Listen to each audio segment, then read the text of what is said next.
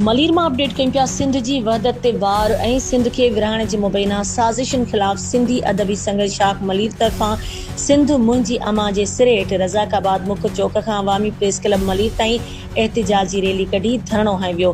Rally में शाइरनि, अदीबनि, साफ़ियुनि, सियासी समाजी कारकुननि ऐं शहरियुनि वॾे अंग में शिरकत कई ऐं जिन सिंध जी वहदत ख़िलाफ़ वार नामंजूर जा नारा हंया।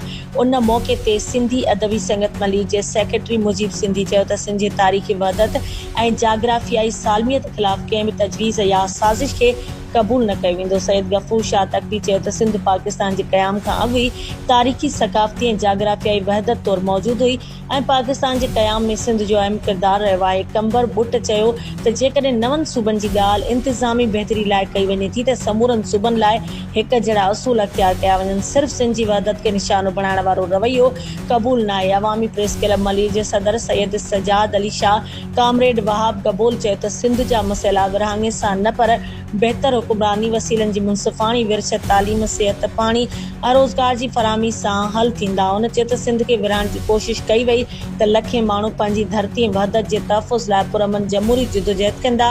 रैली खे आसिम अब्दुल मजीद अबलो, मुख़्तार मक्सी, इक़बाल कलमती ऐं ॿियनि अॻवाननि पिणु ख़िताब कयो।